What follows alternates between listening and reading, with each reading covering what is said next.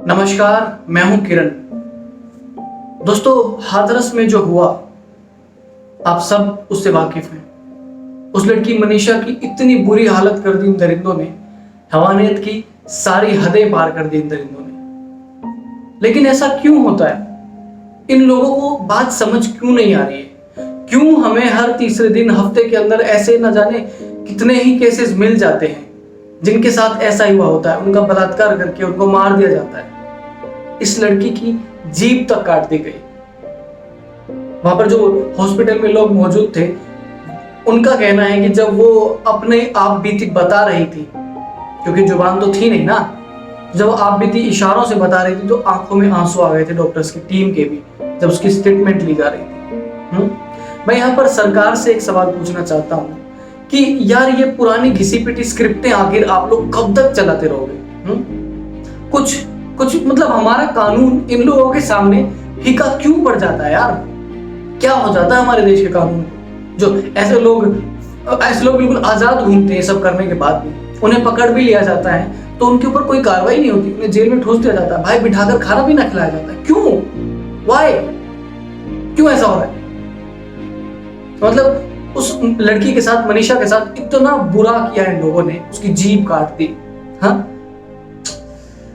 सारी मतलब सुनने के बाद आत्मा अंदर से मतलब कहते हैं खोल जाती है। मतलब अगर सामने आ जाए ना ये लोग, इतनी बुरी हालत कर, अबे बीच चौराहे पे खड़ा करके गोली मार दो इन जैसे लोगों को जिनके दिमाग में ये बात नहीं आ रही है ना। अरे क्या करोगे भाई मंदिरें बनवा के? हैं? अरे क्या करोगे मंदिरें बनवा के? एक ऐसी गली बनवा दो ना जिसमें माँ बेटे सुरक्षित घूम सके, वो बेटर है। तो कोई फायदा नहीं इन चीजों का यार, है?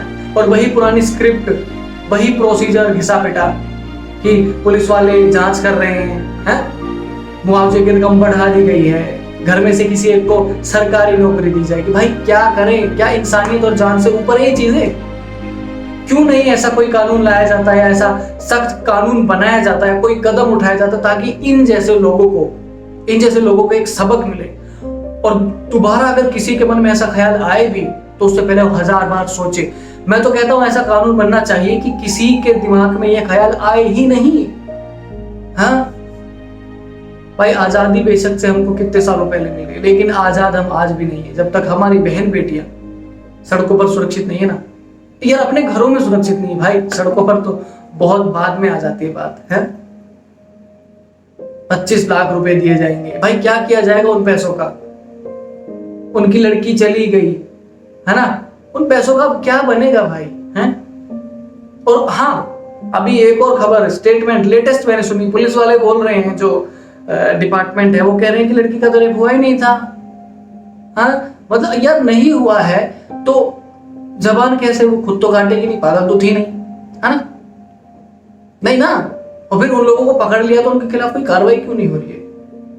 भाई ऐसे लोगों को तो मैं बता रहा हूं, लोग, जनता, पब्लिक के हवाले कर देना चाहिए। जो पब्लिक उनका सलूक करेगी ना, तब ऐसे लोगों को समझ में आएगी कि वो क्या करने जाते हैं।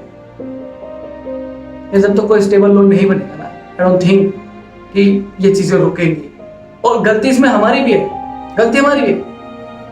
जब तक हम कुछ नहीं एक्शन लेंगे, हमारे सामने अगर कोई किसी लड़की को छेड़ता है, भाई उसे मारो, पुलिस के पास लेके जाओ, अगर आपको सही लगे तो ही लेके जाओ, अदरवाइज अपने लेवल पर आप लोग उसे देख लो।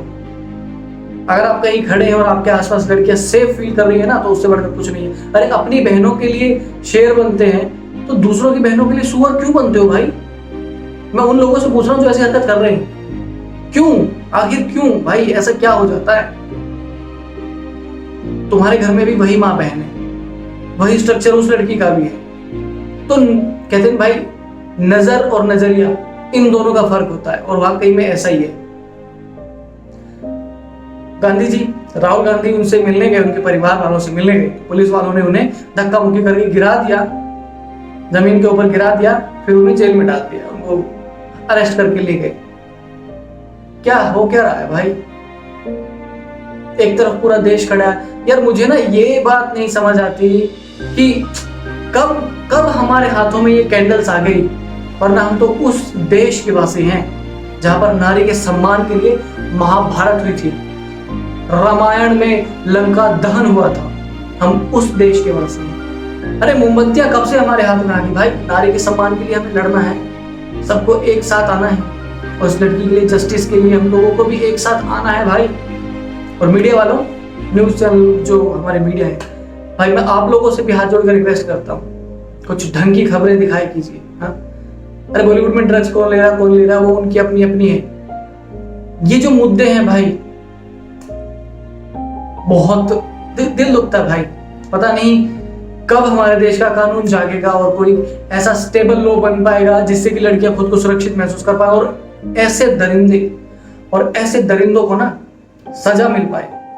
भाई दूसरे देशों में अगर सजा हो सकती तो हमारे देश में क्यों नहीं? मैं इतना पूछना चाहता हूं बस, दूसरे देशों में रेप करने वालों की इतनी खौफनाक सजाएं हैं कि दूसरा इंसान करने से पहले 1000 बार सोचता है, हमारे देश में क्यों नहीं है?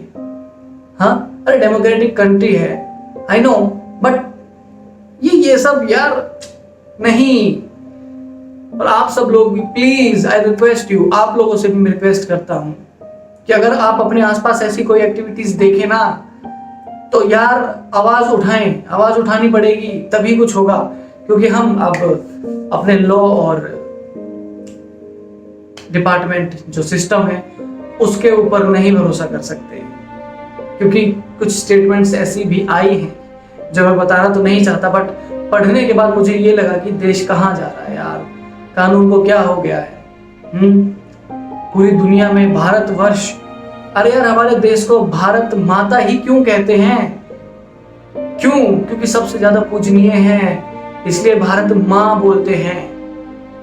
और भारत माँ में, उस देश में औरतों के साथ, लड़कियों के साथ ऐसा हो रहा है तो इसे शर्मनाक कुछ भी नहीं है। सो प्लीज आप लोग भी आवाज उठाएं, अगर कहीं कुछ गलत होता दिख रहा है तो तुरंत उसे रोकें, उसके खिलाफ जाएं, उन लोगों को सबक सिखाएं, तब फर्क आएगा। प्लीज इस लड़की के लिए, जस्टिस के लिए आप लोग प्लीज आगे आए, वीडियो को शेयर करें, और हमारी बहन को जिसके साथ इतनी दरिंदगी हुई उसको न्याय मिल सके। जय भारत, जय हिंद।